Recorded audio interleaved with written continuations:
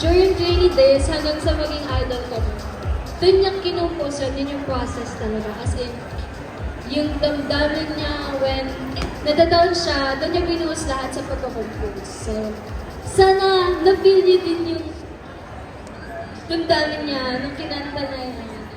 Medyo kaya ko nang hindi magsalita nang hindi umiyak kasi iniyak ko na siya kahapon. Buti.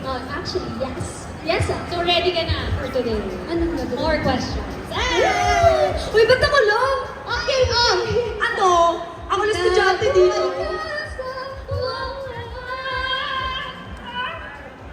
Okay na po. Uy, ba't nasa yung isa absent? Okay na. Sige po, Ako. tatlo na lang po kami. Ako. Upcoming yung dalawa. Ako pa yung may perfect attendance sa amin. Talaga? Yes. Saan? Anong subject? Everything. Guys, Matters. wait lang. Guys, yun naman ang bag niya. At least may laman. Okay. Nicole! Yes, pa. Habang nandito din kayo at nag-ayos kayo ng bag, Ako. anong gagawin mo bukas? Magsusuklay. Ano po ba? Kasama na po sa routine niya yan always. Ano po gagawin bukas? Oo.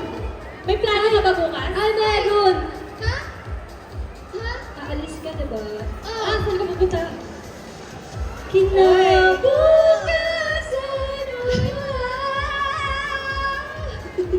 May pupunta at family outing. Apo. Deserve! Kasi tapos na po yung klase. Kaya deserve ko summer po. break na. Apo, kasi may perfect attendance po talaga. Ang pinabukasan is, sinulat ko pa siya since 2023. Yung ano po, yung time na,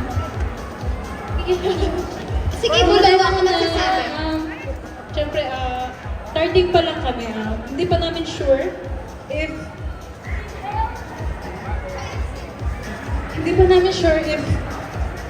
makakapag-debut kami or hindi. So, I wrote this song for my girls. Yeah.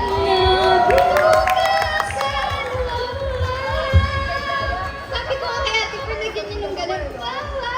Kasi ilan tayo eh. Aside from Pearl na nagsulat ng kinabukasan, sa inyo din ba girls, nagsusulat din ba kayo ng mga songs on your free time?